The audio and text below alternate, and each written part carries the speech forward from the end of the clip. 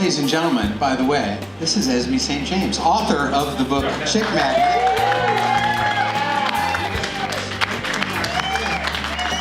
I think it's a very fun title. I think that what you've done under the title is even more fun. What men don't know that women wish they did. And I've seen that be true, because I've seen you talk to women, and I think that's an important thing to say right off the top, that this is not just a book for men. This is not a how-to book for men, is it? This is much more than that. Tell us why. Okay, so I actually secretly wrote the book for women because so many of my female friends come to me and they complain about the guys. I mean, I don't know what he was thinking. He said this or then, you know, just things that confuse us, and then we get mad at the guys because we don't think they're listening. Like, that's the number one complaint that women have, is that guys don't listen. And a lot of people don't know how to listen, and it's so important. So I decided to go right to the source of the problem, which was that guys needed to know this stuff. And I didn't want the women to go complain to them, why don't you this, why don't you that, because then we become the bad guy. So I thought, let me just write a book for the guys, because then they can be better men for my girlfriends, so they can all be happy, and so my guy friends can be happy.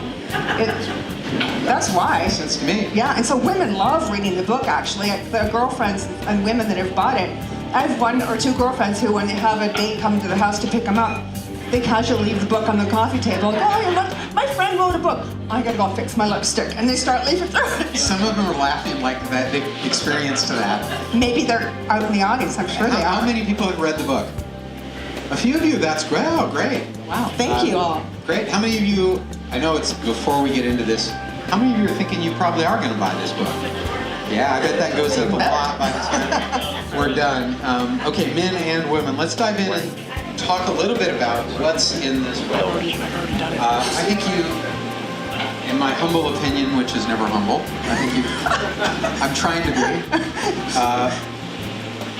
You guys, how many nerds do we have in the room? Come on, let's fess up. A bunch. Okay, it's Silicon Valley. Check this out. She's got a Yoda quote in the book. Yeah. Of course. That's hot. Oh. Fear is the path to darkness. Fear leads to anger. Anger leads to hate. Hate leads to suffering. Now you have that right before the beginning of chapter 5, called First Words. Yes. I'm going to read a little bit of that, and then we're going to talk about it. Oh man, there she is, walking down the street towards you. The face of an angel, long, slim legs, hair shining in the sun, the breeze gently making her summer dress cling to her curves. She sashays along the sidewalk as if her feet barely touch the ground. You can't take your eyes off of her. You have just one chance to connect with her. As she draws nearer, you feel your pulse quicken. It's now or never, but what do you say? And then you kind of get into it here. Now, I don't want to give away the whole list. No. Because you got to buy the book. You guys are like, yeah, what do you say? But give us just a tease. Like, so what if that happens? Like, tell us. So it depends on the situation. If you see, here's a little tip. If you see a woman walking down the street and she's really hot and you want to talk to her, you just go and introduce yourself and you say hi. Like, a lot of guys think they have to say some goofy pickup line. Those never work because we women can sniff it a mile away. You might just say, oh, I just noticed, you have a beautiful dress on and I need to find one for my niece, or just make something up so that you can start a conversation. You can even start walking alongside her and say, oh, you know what, I've only got a couple of minutes, but I wanted to ask you something. Well, my sister had this is a really good one. She was walking down the street by herself, and there were two guys walking towards her. They weren't bad looking. One of them just stopped her and said, we got to ask you a question. Do women prefer Chardonnay or Cabernet? A Chardonnay or Cabernet? And she had a whole conversation with them. Now, she had the option to, go out with them if she wanted to talk more or leave, but it just went so naturally. So things like that. How is it that you know this stuff, Esmee? I don't miss a trick. Like, I look in here and I go, yeah, but like, where'd all this come from? What's some of the experience that got us to this? to this book that you can share? That I can share? Well, I mean, like, I know you connect with people and talk with people. Like, you've interviewed people. I have, you mentioned you use examples of this in here. Yes. But as I read it, I get a sense of someone who has had, and not to get into the details, good, bad, and medium relationships over the years. Is that true? Is that reflected in here? I grew up in a household where my parents were fiercely in love with each other, but they communicated by miscommunicating, by arguing and all that. And so there wasn't a day that went by at my place where there wasn't some kind of a blow up. And so as a kid, I grew up thinking that love was great, but it was supposed to hurt. And so I went through a whole, bunches of relationships where I would seek that kind of love out, where it would be passionate and wonderful, and yet we'd argue, we wouldn't say how we felt. And it wasn't until, I did so much work on myself, understanding relationships, etc., that I finally got to the point where now I can talk about my feelings to guys. My dad didn't really do that, and my mom just spoke in anger. And it got to the point where, as an adult, I started to learn more about this. They were coming to me to ask me for advice. Like, oh, they call me Pussycat. Pussycat, why is your mom in such a bad mood? What did I do? And then my mom would come to me and goes, your dad's such a jerk, and she's like, and I'd have to explain them to each other. And so that was kind of what got me to understanding and noticing relationships and how what we say affects other people. Words can hurt, and words can bring a person to joy. Yes, it's not just sticks and stones, it's words. And so I made sure that I was careful in what I taught people. It kind of came from that. Well, it comes out when you read this. Thank you. It's one of the things I really appreciate about the book, is that, but I also appreciate your practicality. So the vibe is great because it's genuine, and that comes through. But you also do great things like punch lists. Of course. So you're trying to be really practical, and you give people very specific lists of things to do, right? You got to have a list that's like a packing list when you go away. You got to have a list of what to do. I could pontificate and be philosophical, but if I don't give you like A, B, and C to do, you're not going to go and do it. And each chapter has a punch list of things that you can do today to start becoming a better man. I like the way it's organized. You have the first section, the him, the second section, her, and those are divided up into sections, but we'll stress that don't take that at face value that it's just him read this, her read this. It's just a way to frame some of the stuff you do in here. In addition to the punch lists, you do other things. By the way, I like how you call out things like this in the middle. You remind us of things like this, which is a good one. A little libation is fine, but keep in mind that your goal is to be intoxicating, not intoxicated. Yeah. Was that a woman who started talking there? Yeah. Yes, and that came from a personal experience. I got the feeling that some of those bold things in there came from personal experience. Take note. Oh, I thought this was good. What women need. Okay. Can you believe she's about to start a sentence with those 3 words? That's pretty heavy. That's pretty big. What women need is a combination of both confident and nice, brave, intelligent, edgy, selfless, honest, compassionate. I don't know, I think I get at least a C. Yes, you passed the audition. So that's great, but then I love what you say next.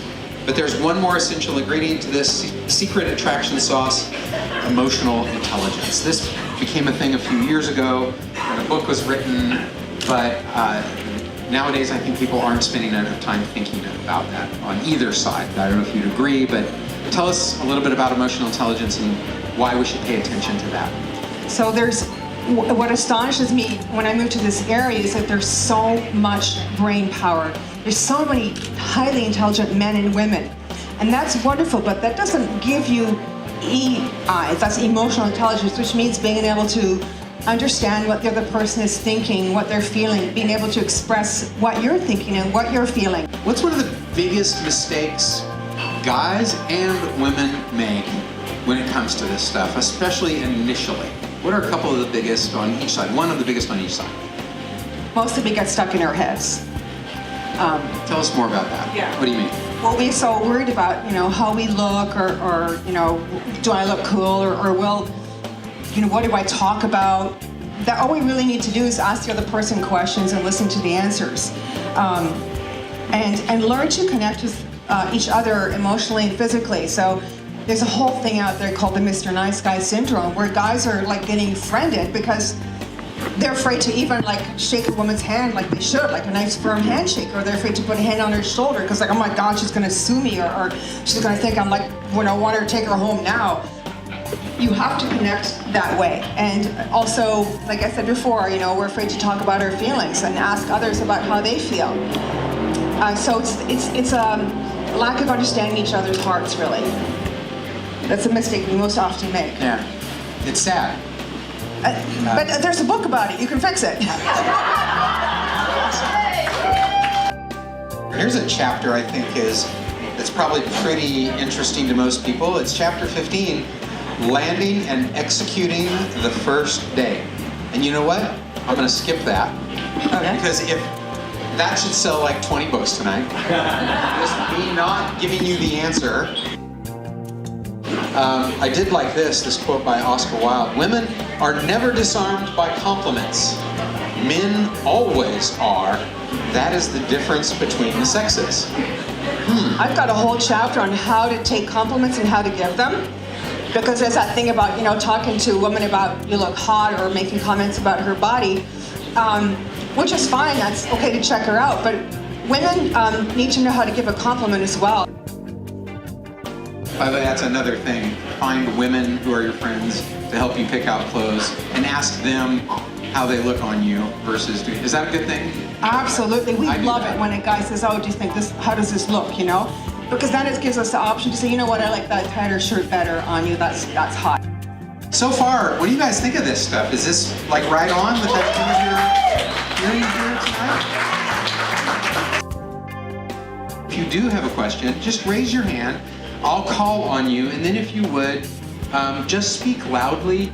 We have one. Sarah Jane, is that you in the back? Speak very loudly. What's your question? Esmee, the cartoons are so incredible. Who did your cartoons? The cartoons are so incredible. Who did your cartoons? I'm saying that for the microphone here. I did them, of course. I've been drawing cartoons since I was a little kid, and I just put my pen down and the figure comes to life.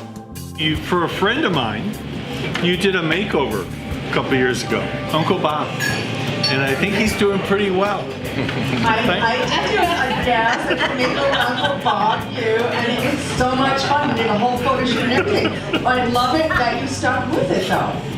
Thank you. Yeah, and look at you now, huh? Yeah. So the question was, every guy I talk to says women want money. There's a chapter in the book about this, but but Esmee can address this, it's in the book. So and there's kind of a bit of a misconception because the chapter is called Gold Digger or Realist. And it depends, yes, there are women that are just looking for money, and usually, it's pretty obvious. But we want a man who, and it's not that we need to ask for your financial statement, we want a man who's got some ambition, who's got himself together at this point in his life. Many women don't need a guy for his money. We also don't want a guy who wants us for our money. Right? How's that? How do we feel about a woman going up to a man? I'm a little bit old school about that. But given the times these days, I think it's perfectly all right, because otherwise, many great guys would slip through our fingers. So how do you dress saying something to a guy that you want him to change? Okay.